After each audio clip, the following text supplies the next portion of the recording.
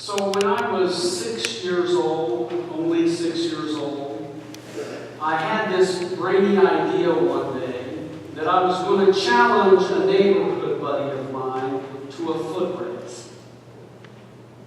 And the plan was for us to race down the front sidewalk at my house and touch the front storm door and then turn around and race back. And it all seemed pretty simple and innocent enough. And as it turned out, I did outrun my buddy to the front door. But when I got there, I hit that front storm door so hard that I put my hand right through it. And glass immediately exploded everywhere. I looked up and saw my mother jumping up off the couch and yelling at me in her Oklahoma drawl, "Stephen, what did you do?" And then I looked over at our little Motorola black and white TV and saw a man, I'll never forget it, walking from the moon, because it was one of those summers when one of the Apollo missions took place. And then, of course, I looked down to see blood shooting out of my wrist all over the place.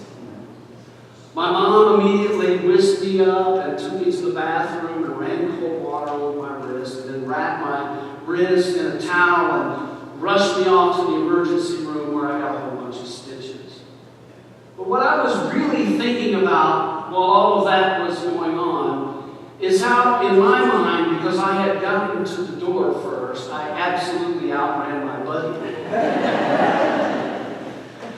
At any rate, I do still have the scar from putting my hand through the door on that day. And as many of you know, I also have 6-inch scars on both of my knees, or each of my knees, from undergoing double knee replacement surgery back in 2011, a year before coming here to St. John's in 2012.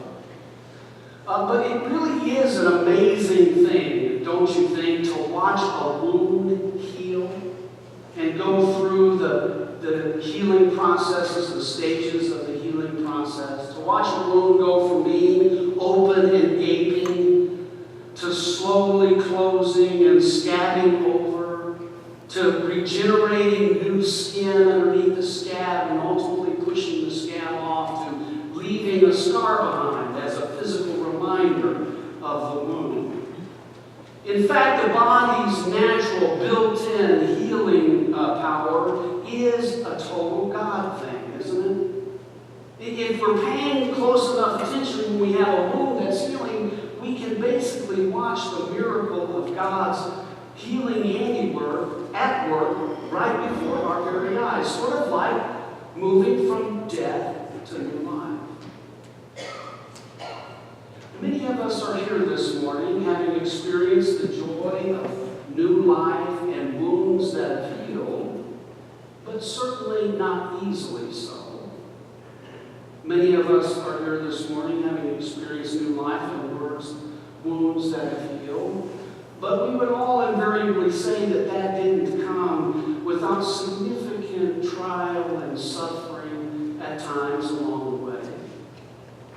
Many of us are here this morning experiencing new life and wounds that have healed, and we have the scars to show for it. In fact, I would say that nearly all of us would stand up here right now and tell about how at one point or another along the way, we endured one suffering or trial along the way before experiencing new life and wounds that have healed. And we have the scars to prove it. They may be scars of actual physical surgeries that have healed us. Or they may be scars of a broken relationship, or certainly a lost loved one, or maybe the death of our former self, if you will, or maybe a battle or a struggle with an addiction. But we all bear scars of one kind or another. And you know, the great good news of this particular day is that this is exactly how it's supposed to be This is exactly what connects us deeply to the great mystery and hope of our faith. Because you see, the hope that Jesus gives us is that he is indeed like us in every way, and especially in the way of not being above the reality and pain of suffering in life that exists. You see, when God comes to us in Jesus, God not only comes during those Rocky Mountain High experiences of our lives, but God also comes in those rock bottom, valley of the shadow of death experiences of our lives as well. When God comes to us in Jesus, God not only comes with an aura or a halo of light and life, if you will, but God also comes with a wounded side and nail-scarred hand. As the old spiritual says, you may remember, nobody knows the trouble I've seen, right? Nobody knows but Jesus. This is the hope of Christ. Jesus was scarred by the pain and reality of suffering in life, just as we are scarred by the pain and reality of suffering in life. And because he is raised, so too are we raised. This is what John, the gospel writer, I think, is proclaiming to the church of his day. In about the year, as we know, 90, some 60 years after Jesus' death and resurrection, when he tells this now infamous and very familiar story of doubting Thomas. He's proclaiming and telling his persecuted and suffering church of his day that Jesus knows their pain. And as Jesus was raised, so too were they raised. Father Richard Rohr actually, I think, puts it best. He says that this archetypal encounter between doubting Thomas and the risen Jesus isn't so much a story about believing the fact of the resurrection as it is a story about believing that somebody could be wounded and resurrected at the same time. Now that's quite a different message that's absolutely needed in the world today. Put your finger here, Jesus says to Thomas. In Christ, all of us indeed are both wounded and resurrected at the same time. Some of us are here this morning definitely experiencing the pain and reality of suffering after having plenty of scars to show for all of the other pain and suffering we may have endured in the past. On the other hand, there are others of us here this morning who are experiencing the joy of new life and wounds that have healed in our lives right now. But all of us, you see, are both wounded and resurrected at the same time. As Jesus was and is, if you will, our wounded healer, we too are his wounded healers in the world today.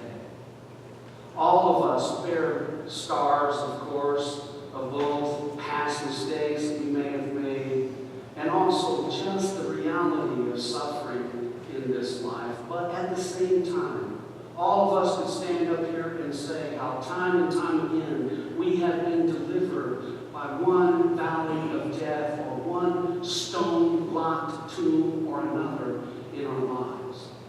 We are both wounded and resurrected at the same time. I read a story this last week about an oncological surgeon who was a wounded healer.